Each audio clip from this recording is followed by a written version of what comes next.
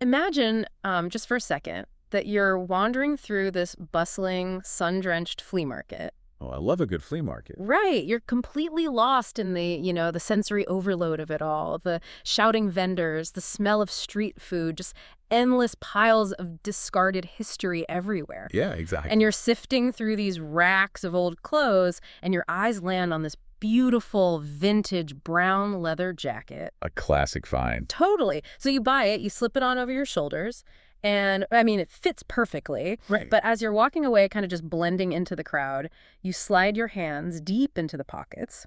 And deep in the inner chest pocket, your fingers brush against this small, stiff piece of plastic. Oh, weird.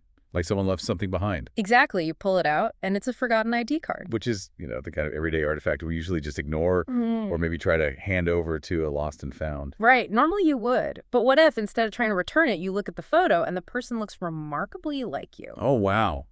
That's a twist. Yeah. You look at the name, the issuing authority, and you realize that this small blue piece of plastic could completely rewrite your place in the world. Because of what the ID represents. Exactly. What if this forgotten ID could instantly grant you access to places, privileges, and just a status that you and generations of your family have been historically denied? That is heavy. It is. You're standing there in the market holding the literal key to absolute freedom of movement in a society designed to keep you locked out. Would you put it back in your pocket and, well, become someone else? That is a profound, almost hypnotic moral and psychological dilemma. It really is. And it's the exact inciting incident that launches us into the incredible narrative we're exploring today. Welcome to this deep dive. Today we have a really fascinating, incredibly layered stack of source material to get through. We really do. We're unpacking this brilliant novel. It's called A Mask the Color of the Sky by the Palestinian author Bassem Khandaqji. And it was beautifully translated from Arabic into English by Addie Leak, which we should definitely mention. Yes, absolutely. Khandaqji is a Palestinian writer born in Nablus in 1983.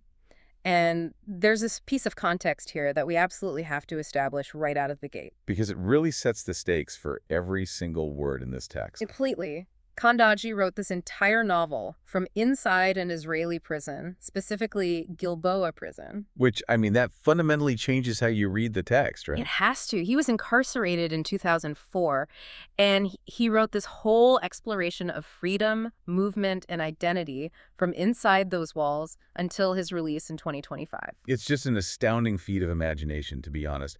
And the book actually went on to win the prestigious International Prize for Arabic Fiction. Which is a huge deal. It is a remarkable context. So the mission of our deep dive today is to really interrogate this narrative. Right. Because at its core, this is a story about identity, historical erasure, and the intense, suffocating psychological weight of what it means to pass in a highly divided society. Yeah, passing is such a central theme here. Exactly. We're going to follow a young Palestinian refugee who adopts an Israeli Ashkenazi identity in order to infiltrate an archaeological dig. It's such a wild premise. But before we get totally lost in this narrative, we do need to offer a brief but very clear disclaimer to you, our listener. Yeah, this is important. The source material we're exploring today deals intimately and directly with the Israeli-Palestinian conflict. It covers the 1948 Nakba, Zionism, and deeply held historical traumas on both sides of that divide. Very heavy, very real issues. Exactly. And as your guides, we want to establish right up front that we are not here to take any political sides, nor are we endorsing specific viewpoints. Right. Our job is strictly to explore the emotional, thematic, and narrative realities exactly as they are presented by the author in the text. Well said. We're just here to help you fully understand the novel's depth, its incredibly complex characters, and the heavy ideas it wrestles with. That's a crucial baseline. We're analyzing the architecture of the story and the psychological landscape of its characters. We really want to understand the mechanisms of their reality. Okay, let's unpack this. Because before we can possibly understand why our protagonist decides to put on this metaphorical and literal mask, we have to understand the reality he is so desperately trying to escape. We have to start with his world. Right, let's get into it. So the author spends a significant amount of time building the really claustrophobic environment of the protagonist, whose name is Nur Mahdi al-Shadi. Nur. Yeah. Nur is a 30-something Palestinian refugee, and he's living in a camp near the dual cities of Ramallah and Al-Bira in the West Bank. And his family's history is tied to displacement. Exactly. His family originally comes from Elid, which is the city they were displaced from during the 1948 Nakba. Right. And it feels like from the very second he's born, Nur's life is defined by absence. Oh, completely. It's like he's born into a vacuum. He is effectively orphaned twice over. First, his mother, Nora, she was apparently renowned in the camp for her beauty. Specifically her pale skin, blonde hair, and blue eyes. Right. Which becomes very important later. Very important. She tragically bled to death giving birth to him when she was only 20 years old. It's awful. And then he's orphaned a second time by his father, Mahdi. Yeah, and Mahdi's trajectory is essential to understanding why Nur feels so completely untethered in the world. Tell me about Mahdi. Well, Mahdi was a hero of the First Intifada. The text paints him as this vibrant, really fierce resistance fighter. He was a master of the camp's labyrinthine alleyways, like someone who commanded real respect. Wow. But he ends up serving 5 years in an Israeli prison. And the man who went into that prison is absolutely not the man who came out. He comes out just hollowed out. Yes.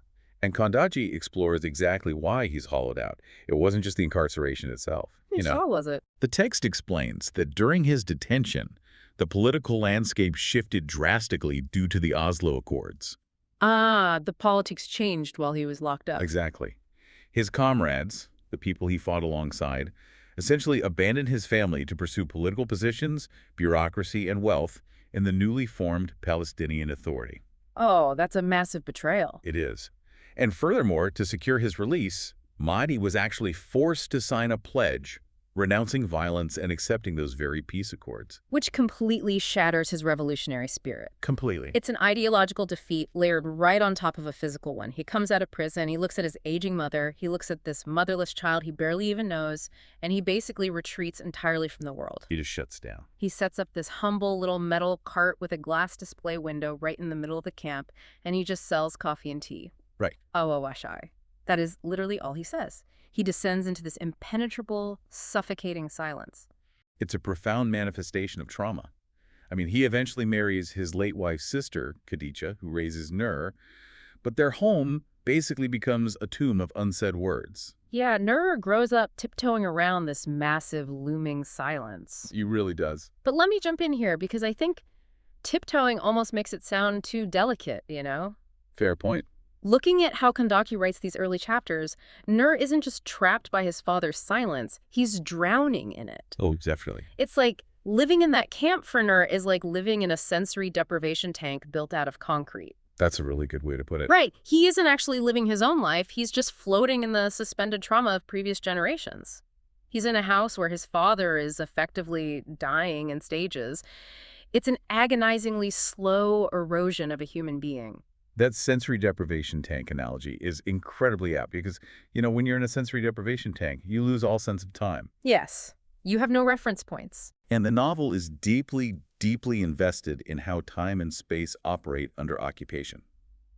Nur feels no connection to Ramallah. He really doesn't. The text describes Ramallah as having this artificial, chaotic time.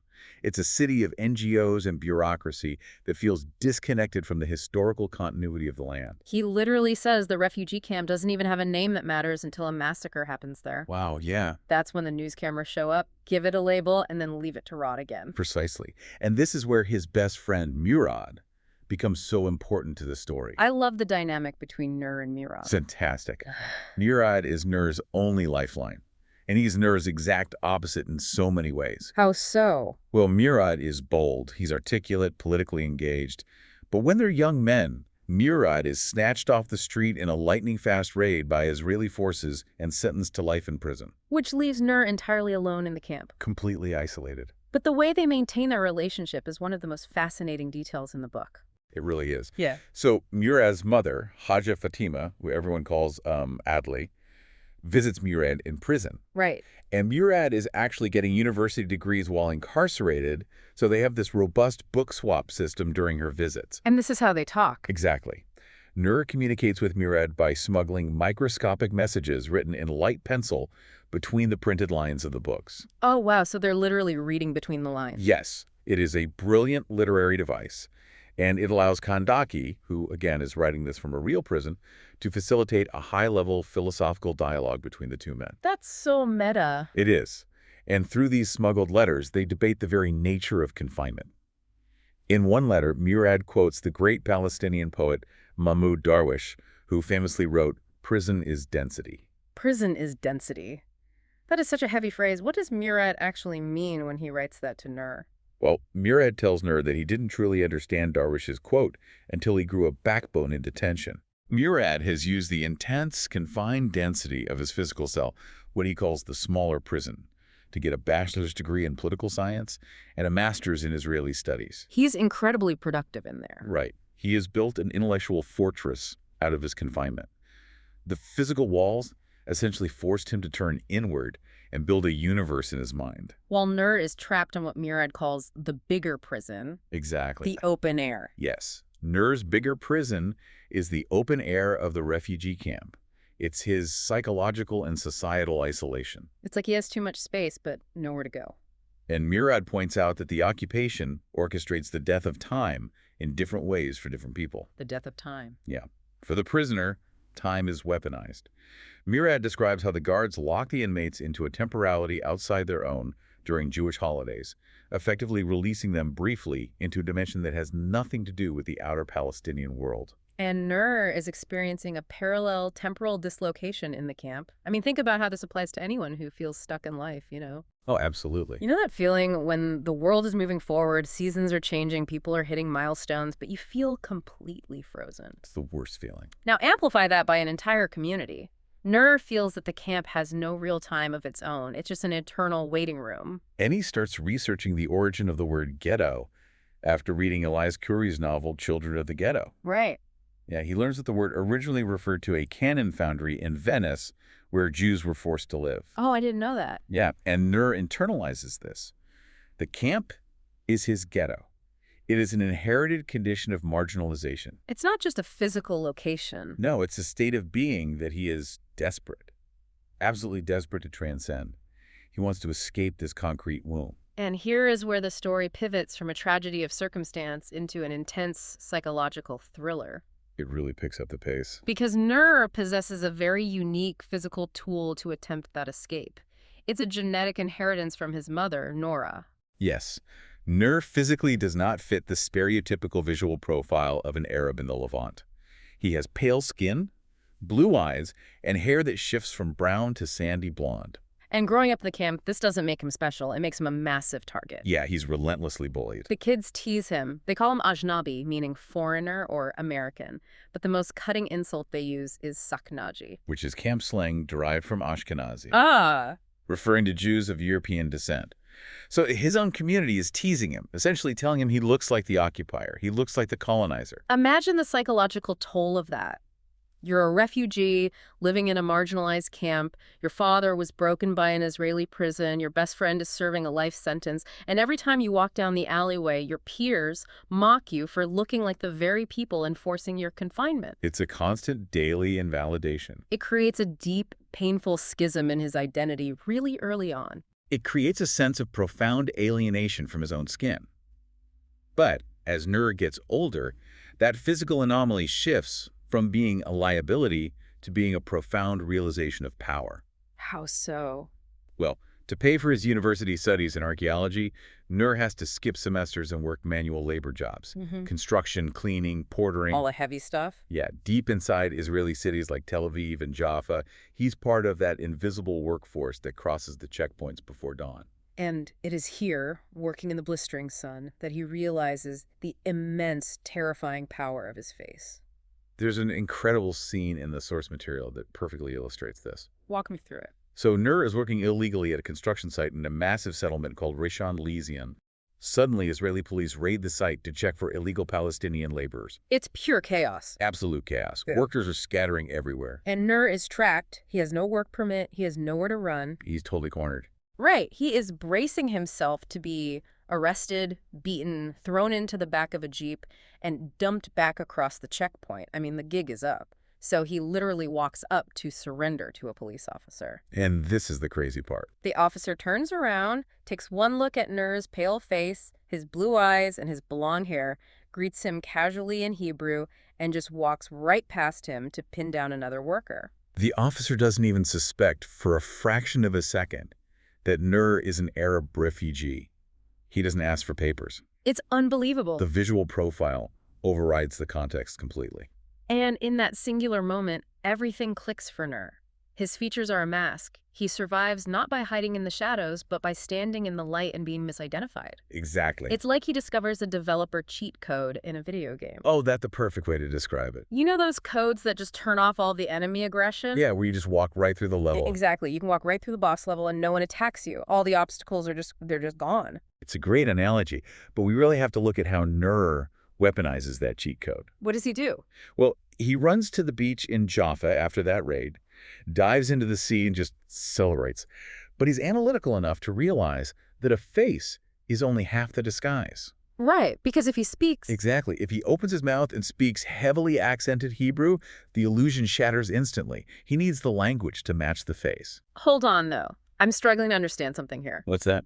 If Nur hates the occupation so much, if he sees what it did to his father and to Murad, why is his first instinct to learn Hebrew so aggressively? Isn't that a betrayal of his own identity? That is a very valid question. Like, why not just stay away from the settlements? Well, that's the exact friction the author wants us to feel. Nur doesn't learn Hebrew to assimilate. He learns it to infiltrate. The text explicitly references the anti-colonial Algerian writer Kateb Yassine. Okay. Yassine, writing about the French colonization of Algeria, famously called the French language a spoil of war. A spoil of war. Wow. Yeah. Nur adopts Hebrew with this exact mindset. Yeah. He doesn't learn it in a polite classroom. He hounds his coworkers. He listens to Israeli radio obsessively. He watches movies. He's immersing himself. Totally. He treats the language as a stolen weapon.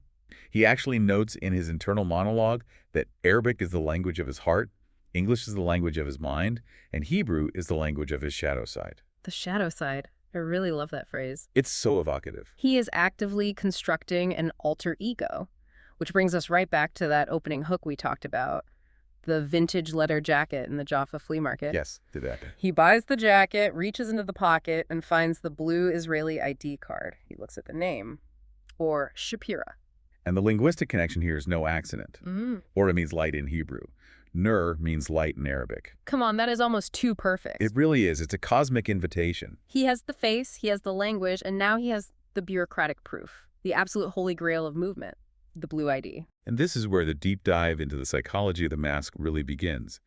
Khandaqji delves into the linguistic roots of the word mask itself. Okay, lay some linguistics on us. Well, in Hebrew, the word is maseka. But in Arabic, the root word masek means a freak or something misshapen and deformed. Oh, wow. So the very concept of the mask is inherently grotesque in his native tongue. Exactly. Nur feels the historical trauma of the Nakba, his father's silence, his life in the chaotic alleyways of the camp.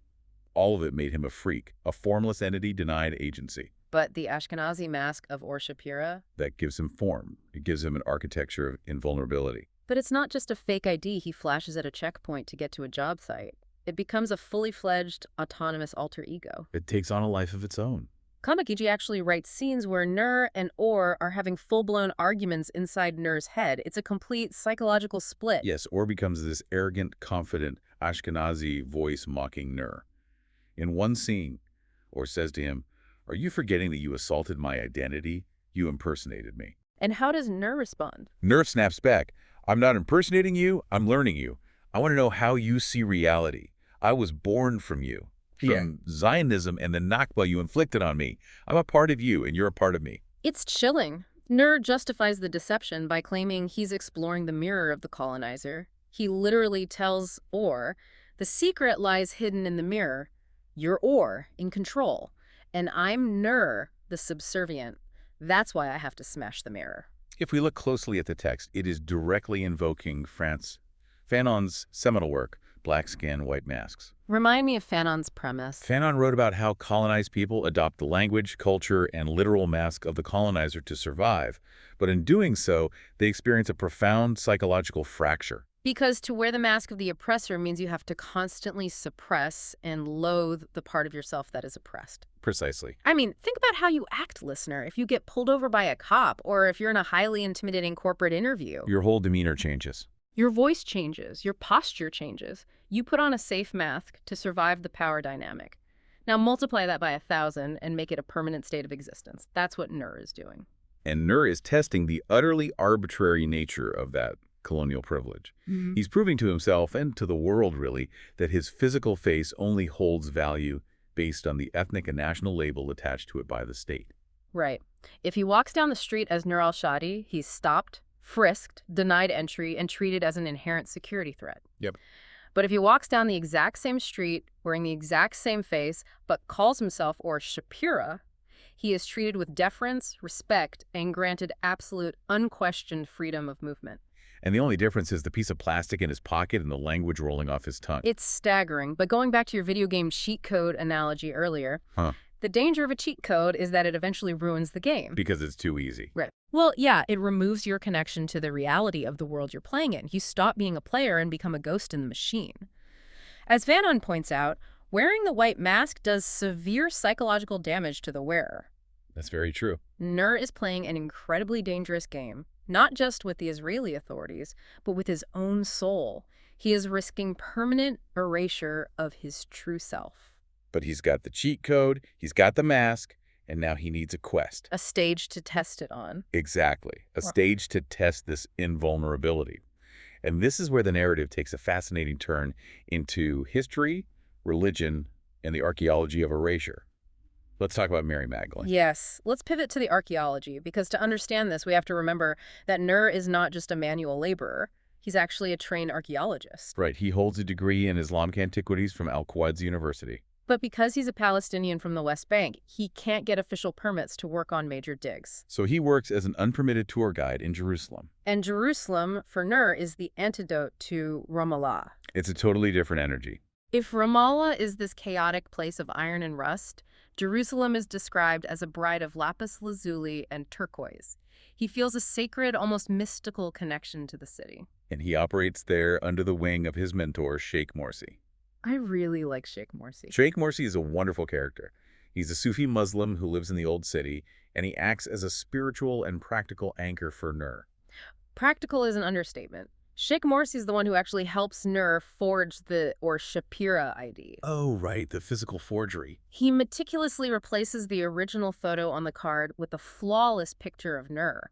But Morsi isn't reckless. He warns Nur about the extreme danger. What does he tell him? He reminds him that getting caught with a forged ID of a prominent Ashkenazi family is infinitely worse than just being caught working without a Palestinian permit. That crosses from a labor violation into a severe security threat. Exactly, but Nur insists. He is driven by a consuming obsession with the historical face of Mary Magdalene. And this obsession was ironically sparked by his imprisoned friend Murad. Oh, how so? Murad asked Nur to smuggle him copies of Dan Brown's The Da Vinci Code and the Holy Blood and the Holy Grail. Oh, wow. Yeah, and Nur read them before smuggling them in, and he became absolutely infuriated by the Orientalist Western hijacking of her story. Oh, I can see why. Nur's background in archaeology and history makes him deeply sensitive to narrative theft. Definitely. He wants to rescue Mary Magdalene from these Western Eurocentric narratives. He views her not just as a biblical figure, but as a historical Palestinian woman, a woman from the village of Magdala on the Sea of Galilee. He argues that her true voice was stolen, overwritten, and forced to speak in Latin, Greek, and Old French by the early church fathers, particularly the Apostle Peter. It's a really compelling parallel. Nur sees a direct, undeniable connection between Mary Magdalene's historical erasure and the modern erasure of the Palestinian people. Her narrative was hijacked by a more powerful empire, just as he feels his people's history is being hijacked and overwritten. So his grand mission, the whole reason he needs the Shapira mask, is to write a novel that reclaims her. And we actually get to hear his brainstorming process throughout the book. Right, because he records voice memos on his phone. Yes, these memos are like his own modern Gospels. He speaks them into the void, addressing them to his imprisoned friend Murad. What's the plot of his novel? The plot of Nur's fictional novel is intricate. It involves an ivory box containing Mary Magdalene's hair and the precious nard perfume she used to anoint Jesus. Okay, very Indiana Jones. Yeah. He imagines this box being guarded for generations by the descendants of a fictional follower named Simon the Lame, eventually ending up hidden near a shrine for a saint named Misk al-Attar. But to research the setting for this novel, Nur needs to go to northern Palestine. He needs to physically walk the ancient site of Tel Megiddo. Which is heavily guarded, obviously. Exactly. Now, obviously, a Palestinian refugee from Ramallah can't just stroll into a highly regulated archaeological dig in Israel. No way. So Nur uses his forged blue ID and his flawless street-sharpened Hebrew to apply for an expedition led by the W.F. Albright Institute of Archaeological Research. He goes all in. He presents himself fully as Or Shapira. He claims to be an Israeli tour guide and amateur archaeologist from Tel Aviv. And he even drafts a fake resume stating he studied at Tel Aviv University. The audacity is just incredible. It really is. And the expedition he joins is taking place at Kibbutz Mishmar Hamek, which is located right next to Tel Megiddo. The geography here is heavily laden with symbolism. Tel Megiddo is universally known as the biblical site of Armageddon, Harmageddon. The end of the world. Yes. It is the prophesied location of the final apocalyptic battle between good and evil in the book of Revelation. But the irony that Khandaqji weaves into this setting is staggering. The Albright Institute expedition is painstakingly excavating the camp of the Roman 6th Ironclad Legion. Right. They have these international students and Israeli academics literally using toothbrushes to dust off Roman pottery from 2,000 years ago. Yes, but the physical reality of where they are standing tells a much more recent and much more controversial story. Right there, literally beneath the pine and cypress trees where the expedition members are hiking, eating lunch, and relaxing, lie the ruins of the Palestinian villages of Al-Ajun and Abu Shusha. Wow. These are villages that were entirely destroyed and depopulated during the Nakba in 1948. And here, Khandaqji points out a profound cognitive dissonance that plagues the region.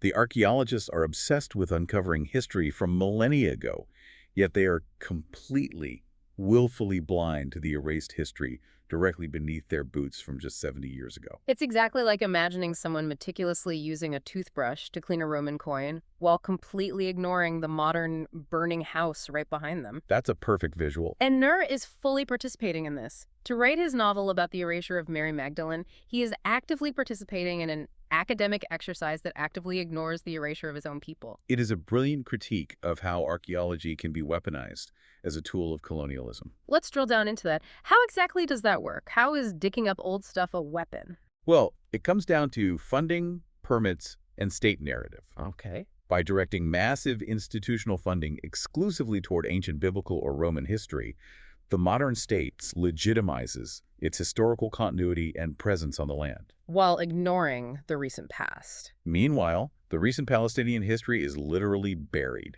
The text notes that the very pine forests the archaeologists sit under were planted by organizations like the Jewish National Fund. For conservation, supposedly. They aren't just for nature conservation. The text argues they were planted ecologically to cover up the ruins of depopulated Palestinian villages, preventing the original inhabitants from returning and hiding the evidence of displacement. Oh, wow. Nur notes bitterly in his internal monologue that his ancestors planted those trees to cover up the corpses in the ruins. Well, that is so dark. So armed with his fake ID, his heavy heart, and his deep knowledge of the soil, Nur boards the bus and enters the belly of the beast. He arrives at the kibbutz. And this brings us to the social collision. Because a mask is useless if you don't have an audience. This is where Nur's carefully constructed Ashkenazi mask faces its greatest threat. And surprisingly, the threat doesn't come from the Israeli security apparatus. No, it doesn't. There is a tense moment at the gate where a guard named Naitan inspects his ID, but the cheat code works. The real threat comes from the intricate social dynamics within the expedition team. It's the interpersonal stuff that gets him. We are introduced to two incredibly important female characters on the dig. They basically represent the polar extremes of Nur's internal conflict. First, we meet Ayala Sharabi. Ayala is a fascinating character. She is a Jewish Israeli woman on the dig. But importantly, she is Sephardic. Meaning her family originates from the Middle East or North Africa. Right, as opposed to the European lineage of the Ashkenazim. She immediately flirts with Or, drawn to his handsome Ashkenazi features and his supposed pedigree. But there's tension there. Yes, she harbors deep, simmering resentment toward Ashkenazim. She actually tells Or that the Ashkenazi elite have always treated the Sephardim as inferiors, as second-class citizens, despite the Sephardim's immense contributions to building the state.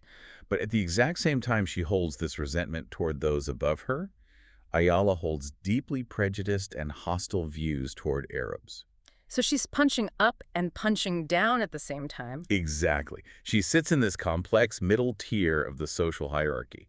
She resents the people above her, but aggressively punches down at the people below her. And the person at the very bottom of that institutional ladder, yet possessing the most immense personal pride, is Sama Ismail. Sama is a force of nature. She really is. She is a Palestinian citizen of Israel from the city of Haifa. And she makes that very clear. Oh, immediately. She is studying archaeology, and the very first time she introduces herself to the group of international and Israeli students, she does it in Arabic. Which is a bold move.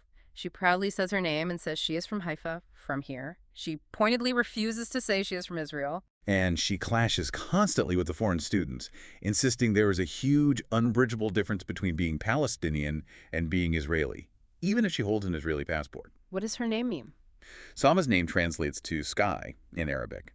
And for Nur, whose mask is described as the color of the sky, Sama represents the actual unclouded sky. She is everything he yearns to be. She's indigenous, proud, deeply rooted in the land, and completely undisguised. So think about the agonizing position this puts Nur in. It's impossible. Ayala hates Sama. And because Nur is playing the role of, or Shapira, the privileged, elite Ashkenazi Jew, he has to pretend to side with Ayala. He has to sit there and listen. He has to listen to Ayala insult Sama, and he has to nod along. He has to suppress his native Arabic, suppress his outrage, and bury his true self even deeper. The psychological toll of this is immense. I mean, imagine you're wearing a heavy, suffocating diving suit to survive the crushing pressure of the ocean. Okay. You think the suit is the only way to stay alive. But then you look over, and you see someone else, Sama, just naturally breathing underwater. Wow, that just ruins the illusion of the suit. Her very existence shatters his entire justification for wearing the mask. He thought the deception was necessary for survival, but Sama proves that it's possible to survive and resist while keeping your true face. There is a particularly devastating scene that highlights this internal war. The Holocaust survivor scene. Yes. The kibbutz hosts a group of Holocaust survivors to share their testimonies with the students. Sama attends, and she shows genuine, deep humanitarian empathy for the survivors. She is visibly moved to tears by their suffering. Which absolutely infuriates Ayala. Because Ayala feels that the Holocaust is an exclusive Jewish trauma. Right. And she believes that Sama, as an Arab, has no right to participate in or empathize with that pain. Ayala views Sama's empathy as an intrusion, a violation of boundaries. Meanwhile, Nur is standing there, trapped inside the shell of URSummary, having a profound internal monologue. He watches the survivors, and he looks at the numbers tattooed on their arms from the concentration camps. And he silently compares those visible tattoos to the invisible tattoo of Haifa 1948 that Sama bears on her soul. Khandaqji is navigating incredibly sensitive territory here. He is, and he does it through the lens of sociological theory. Nur thinks about Zygmunt Bauman's seminal book, Modernity and the Holocaust. Wait, isn't he comparing two incomparable tragedies? That feels like a very dangerous line to walk. It is, but Nur isn't equating the scale of the tragedies. He is observing the machinery of modernity. What does that mean? Bauman's thesis is that the Holocaust wasn't a breakdown of civilization, but a product of modern bureaucratic rational machinery. Okay. Nur reflects on how that same modern bureaucratic machinery, the ability to categorize, displace, and erase populations through state apparatus, also engineered the ethnic cleansing of the Nakba. He sees a continuity in how states weaponize bureaucracy against marginalized people. So the author is critiquing how the memory of historical horror is sometimes weaponized by characters like Ayala to legitimize the marginalization of Palestinians today. Exactly. Sama's pure human empathy cuts right through that political weaponization, which is exactly why it threatens Ayala so much. Empathy destroys the hierarchy. And witnessing this absolutely breaks Nur. He realizes that URSummary, the fake identity, is at the top of the food chain. Ayala is in the middle. And Sama is at the bottom institutionally. Yet she is the only one whose soul is actually free. Nur is a prisoner in his own mind. He tells Murad in a voice memo that he isn't wearing a mask anymore. He is wearing a freakish shape. A mathek. Right. He feels physically and spiritually deformed by the deception. Which propels us toward the climax of the novel. Because the tension of living this double life reaches a breaking point, and it's accelerated by the real world violently intruding on their isolated archaeological bubble. Yeah, the timeline of the novel intersects directly with the real-world events of May 2021.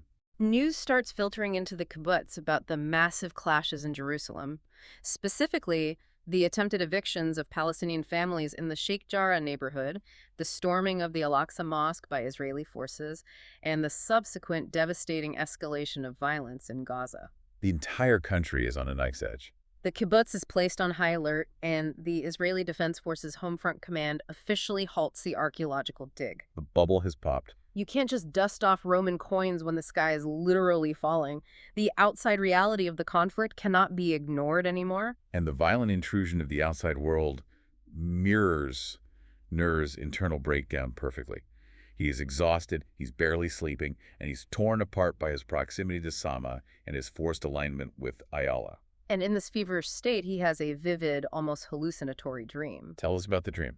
In this dream, he crawls into an ancient well, the Well of Mis-Alatar, pulling from the mythology of the novel he's trying to write. He navigates a dark, suffocating tunnel until he finds a luminous figure surrounded by followers. At first, he thinks it is Mary Magdalene, the woman he came here to save. But as the figure turns around, her face morphs. It becomes Sama Ismail. She opens her mouth, and a blinding light ejects him from the dream. He wakes up with absolute clarity. He knows what he has to do. The mask is killing him, and he cannot sustain the lie for another second. So what happens? That evening, he sees Sama walking outside the main building of the kibbutz. She's crying. She is likely overwhelmed by the escalating violence against her people in Jerusalem and Gaza, and the intense hostility she faces every day on the dig from people like Ayala. Nur approaches her by a cypress tree in the dark. And in a moment of sheer, desperate vulnerability, he drops the Ashkenazi Hebrew. He finally lets it go. He speaks to her in what the text beautifully calls wounded Arabic. He confesses his real name, Nur Mahdi al-Shadi. He tells her the truth that he is an Arab-Palestinian refugee from a camp in Ramallah. And as a reader, you are rooting for this moment. You want them to connect so badly. Oh yeah, you want the romantic payoff. But Sama's reaction is not relief. It is an instant connection. She is terrified. She immediately steps back and accuses him of playing a dirty, sadistic psychological game. She thinks he's an undercover Shin Bet agent. Yeah, Israeli internal security trying to entrap her. She yells at him in Hebrew, demanding to know where he learned such good Arabic. It is a devastatingly realistic reaction. Trust has been so thoroughly eroded in this environment, so completely destroyed by surveillance and occupation, that a genuine confession of vulnerability is perceived as an elaborate trap. Nur tries frantically to explain about his novel, about his obsession with Mary Magdalene, about using the ID just to access the ruins of Al-Ajun. But Sama cuts him down with a profoundly painful truth. She looks at him and says, "You moron, I've been waiting my whole life to be freed from this identity, and you threw your entire life away when you put on that mask." Oh, that stings. She storms off, leaving Nur weeping against the trunk of the cypress tree. He feels utterly defeated. He admits to his imaginary friend Mirad in his head that he isn't Jesus in this story. He is Judas Iscariot. He has betrayed himself. The pursuit of the historical Mary Magdalene led him to a living, breathing equivalent in Sama, and his deception, his cowardice in wearing the mask, has alienated her completely. So the next morning at dawn, the camp is dead silent, the dig is suspended, Nur packs his heavy bag and decides to leave the kibbutz on foot. He's just done. He is walking down the shoulder of Highway 66, leaving the Marj Ibn Amir Valley behind. He is just walking head down, returning to his reality, returning to the sensory deprivation tank. But then, a white Hyundai pulls up alongside him on the shoulder of the highway. It honks. Nur freezes, terrified that the kibbutz security has figured him out and come to arrest him. But the passenger door opens. It's a meh. She is speaking to him in Arabic. She says, "Get in, you lunatic. I believe you. I've believed you since yesterday. I'm not going to leave you alone on this road when the whole country is burning." It is an incredibly powerful moment of solidarity. In the midst of national conflagration, she chooses to rescue him. And Nur's reaction is deeply symbolic. He takes off his heavy backpack, he reaches under his shirt, pulls off the gold Star of David necklace he used as a prop to sell his Jewishness, and hurls it as far as he can into the plane. Good riddance. Then he pulls out the blue ID card, or Shapira's ID, the cheat code, the mask, and he tears it to pieces, throwing it into the dirt after the necklace. He changes his phone's language setting back to Arabic. He gets into the car, looks at her, and says, "You are my identity. You're my destination." By tearing up that ID, Nur officially rejects the mask. He finally realizes that the colonial privilege and the freedom of movement it granted him are simply not worth the cost of his soul and his sanity. He doesn't need to dig in the dirt to write a historical novel about Mary Magdalene anymore because he has found his truth in the present. Sama, whose name means the sky, is his destination. He drops the mask that is the color of the sky to finally embrace the actual sky. He moves from illusion back into reality. It is such a quiet but massive climax. It isn't a grand apocalyptic battle on the plains of Armageddon like the Book of Revelation predicted. It is just a man standing on the side of a highway tearing up a piece of plastic. It's so poetic. It's like a spy who spends his entire life perfectly infiltrating an impenetrable vault, learning all the codes, bypassing all the lasers, overwriting his own personality to blend in, only to finally get inside the vault and realize that the real treasure was the fresh air he left outside. He just walks out. That is exactly it. Nur's journey is a stark reminder that while adopting the tools or the identity of the oppressor might offer temporary physical safety or advantage, it ultimately requires the erasure of the self. Right. Khandaqji, writing from within his own physical, concrete prison cell, has crafted a protagonist who frees himself from a psychological one. Which brings us back to you listening to this deep dive. I want you to think about the masks you wear in your own life. Obviously, the stakes for Nur are uniquely tied to a deeply entrenched, violent geopolitical conflict. But on a human level, the psychology is universal. Have you ever hidden parts of your identity, your background, your accent, or your beliefs just to fit into a corporate culture, a social group, or a societal expectation? I think we all have to some degree. Have you ever smoothed out your rough edges so that the people in power wouldn't see you as a threat? At what point does that mask stop protecting you and start erasing the very core of who you are? And if we expand that thought from the deeply personal to the historical, the novel leaves us with a profound question about the physical spaces we inhabit. Right.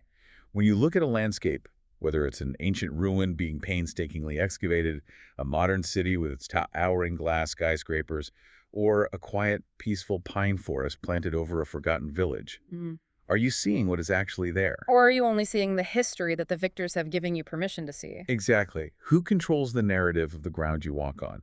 Who controls the time of the places you inhabit every day? It makes you wonder what else is buried under the soil, waiting for someone to stop looking at the stars and start looking at the dirt.